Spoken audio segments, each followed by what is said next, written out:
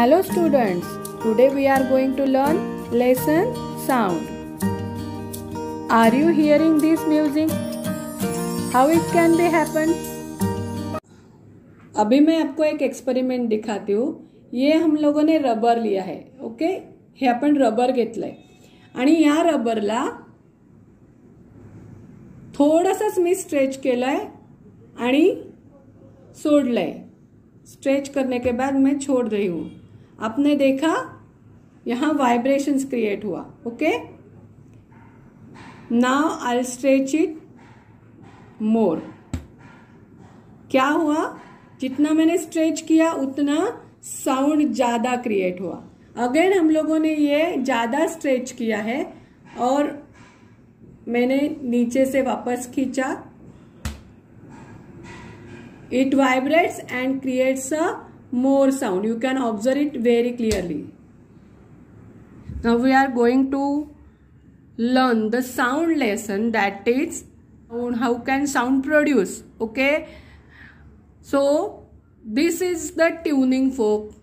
Okay, these two are prongs and this is the stem. So I want to prove how tuning fork works. Okay students, ये चपाती बनाने का चिमटा है. This is like a tuning fork. Okay, this is two prongs and this is our stem. If two prongs are in a stationary position, the air molecules also in a stationary position, and whenever we hit these prongs it vibrates. Whenever we hit these prongs it vibrates to and fro motion. अभी मैंने आपको जो experiment दिखाया था, जो kitchen का हमारा चिमटा था, like a tuning fork. Okay, उसको मैंने अगर हिट किया था इस जगह तो वो बैक एंड फोर्थ क्या कर रहा था? मूव कर रहा था. सो उसका जो मूवमेंट है उस वजह से साउंड प्रोड्यूस होता है. वो कैसे प्रोड्यूस होता है ये मैं अभी आपको बता रही हूँ. जो ट्यूनिंग फोक के टू ब्लेड्स है, प्रॉन्ग्स है वो स्टेबल है. Okay, so air molecules are also in a stable position. Okay, so there is no pressure on the air molecules also. Okay, so air molecules are in this stage. अगर हम इसको 3 part में divide करते हैं तो भी air molecules के ऊपर कोई भी प्रेशर नहीं है. This is are a position. ज्या क्षणाला आपण या ट्यूनिंग फोकला खाली हिट केलं, मारलं कुठल्याही एका ऑब्जेक्टनी, त्यावेळेला काय झालं? प्रॉन्ग्सचा जो ओपन वरचा पॉइंट आहे तो ओपन झाला. इट मीन्स त्याच्यामध्ये व्हायब्रेशन झाले, ओपन अँड क्लोज.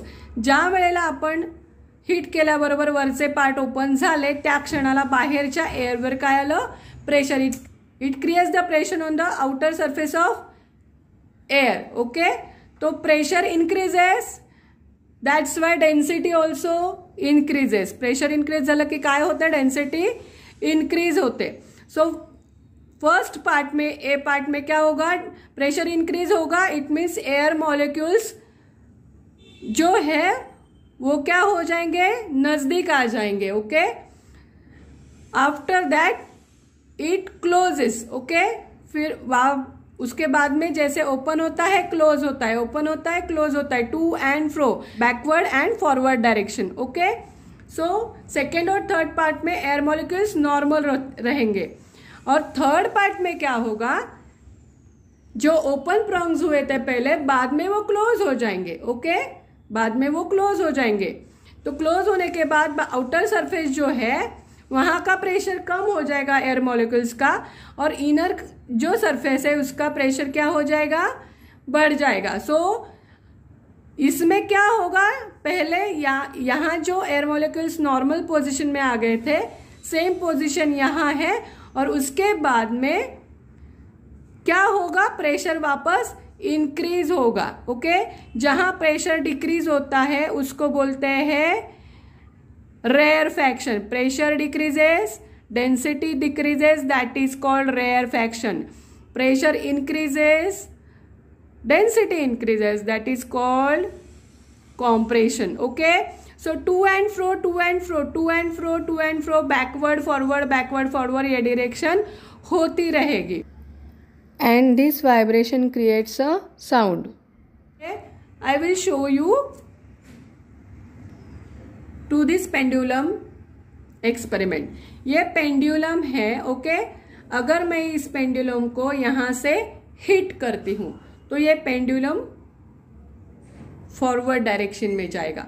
ओके, ये again comes back to its original position और ये क्या होगा, वापस बैकवर्ड डायरेक्शन में जाएगा. ओके, यहां तक जाने के बाद वापस ये ओरिजिनल पोजीशन में आएगा. ओके, सो ये सेमी सर्कल हुआ, ये जो है ये सेमी सर्कल हुआ और ये उसका भी हाफ पार्ट है और उसका भी हाफ पार्ट है.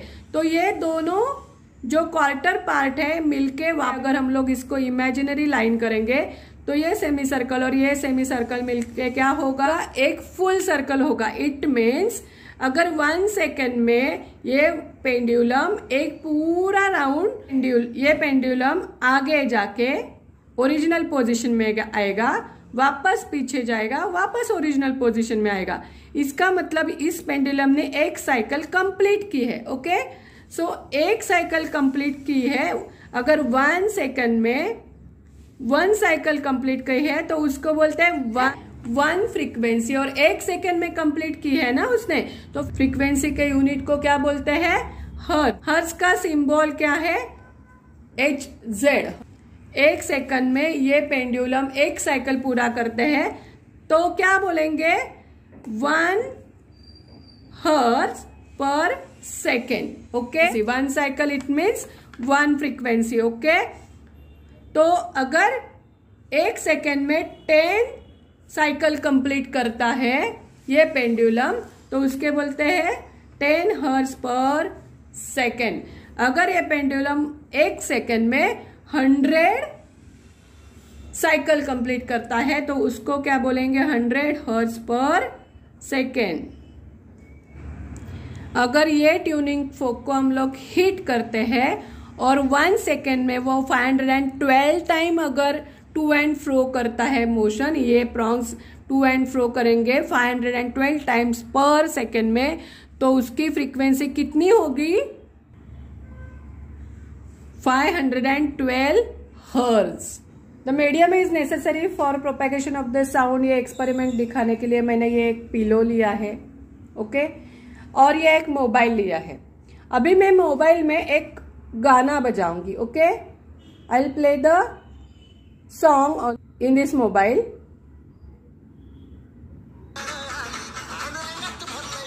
We can hear the sound very clearly whenever this mobile in a open space. जब तक मोबाइल बाहर है, एयर में फ्री है, तब तक हम लोग ये गाने का साउंड क्लियरली सुन सकते हैं. Now you have to observe how can sound decrease when the air level is decrease. अभी मैं क्या करूँगी, देखिए आप, मैंने इस पिलो की जिप ओपन की है. ओके, और ये जो मोबाइल है ये अंदर मैंने पिलो के अंदर डाल दिया है. और ये पिलो को मैंने क्या किया है, आप देख सकते हो, पिलो में जब हमारा मोबाइल गया साउंड कम हुआ, उसके ऊपर मैं और एक पिलो रख देती हूँ और एक पिलो रख देती हूँ, हमारे मोबाइल का साउंड बहुत कम हो गया. इट मीन्स साउंड ट्रैवल करने के लिए जो सफिशिएंट एयर चाहिए वो वहाँ उसको नहीं मिल रही है ना. क्या मैं सेम एक्सपेरिमेंट आपको वापस दिखा रही हूँ. अभी मैंने क्या किया, ये पिलो जो है वो निकाल लिया है और जिप ओपन कर रही हूँ. और जैसे ही हमारा मोबाइल बाहर आ रहा है, हमें और जोर से आवाज सुनाई दे रहा है. इसका मतलब जब तक एयर कम थी हमें मोबाइल का साउंड कम सुनाई दिया, और जैसे ही मोबाइल बाहर निकाला हम लोगों ने, हमें साउंड क्लियरली सुनाई दिया। तो this experiment shows that medium is necessary for propagation of the sound. ये एक्सपेरिमेंट एग्जाम में हमेशा राइटिंग करने को आता है, so we have to know that this experiment compulsory. It means see, अभी यहाँ हम लोगों ने क्या किया है, बेल जार लिया है, ग्लास का बेल जार है, उसके अंदर इलेक्ट्रिक बेल फिट किया है, यहाँ इलेक्ट्रिक बेल का कनेक्शन है, और ये जो बेल जार है वो एयर टाइट है, और जो बिलो नीचे का जो साइड है बेल जार का, it is connected by the vacuum pump to remove the air. Okay, अभी ये बेल जार जो है, जिसको इलेक्ट्रिक स्विच हम लोगों ने ऑन ऑफ का बटन कनेक्ट किया है, ये bell jar filled with the air. Okay, ये बेल जार में क्या है, एयर है। जैसे ही हम लोग स्विच ऑन करते हैं, whenever we switch on the bell, that time bell jar start ringing, okay, and we can heard the sound of that bell out of the bell jar also।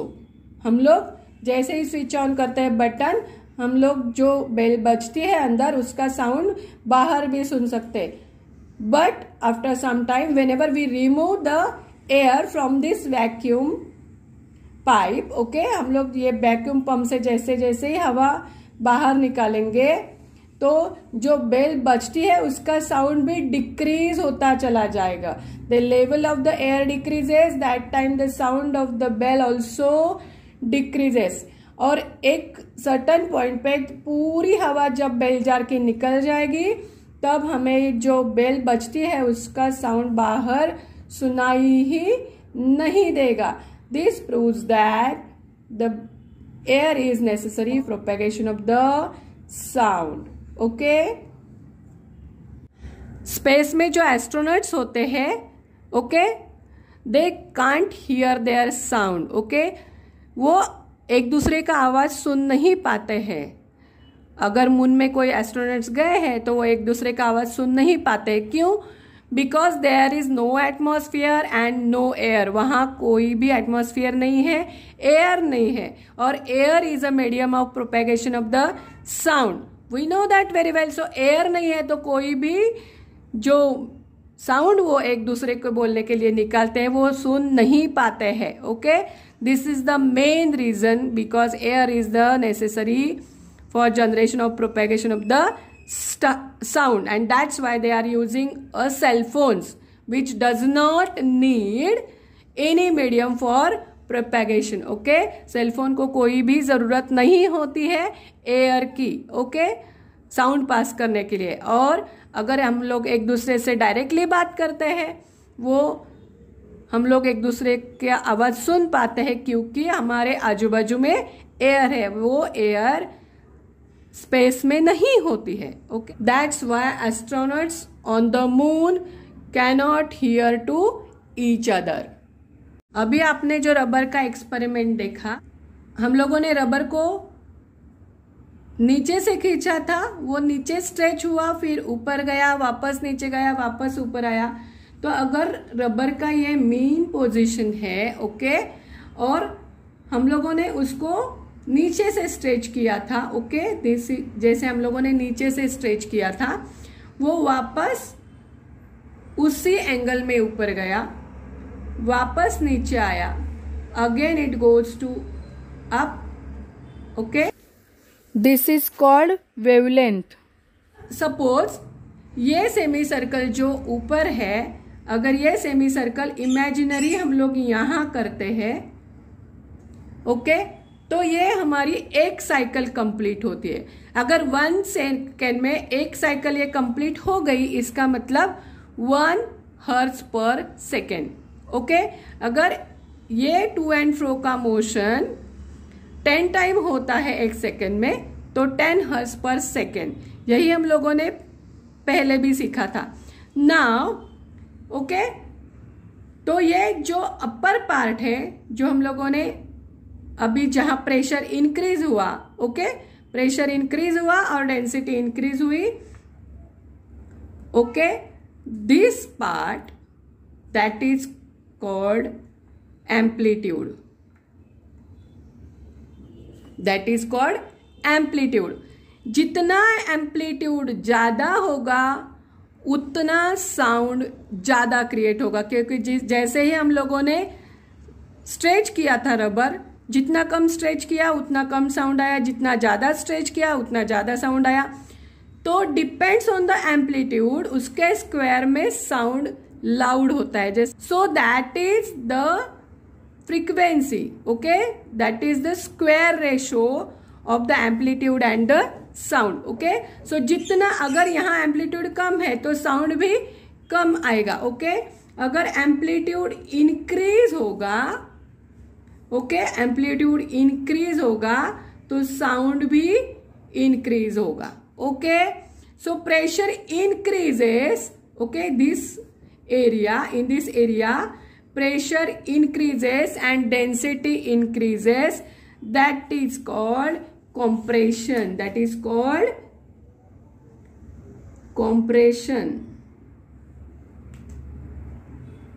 Okay, that is called compression. And in this area density decreases, pressure decreases. Okay, that's why this is called rarefaction. Okay, this is up and down motion, to and fro motion, backward and forward direction, compression and rarefaction. And because of the vibration of the object, the sound creates.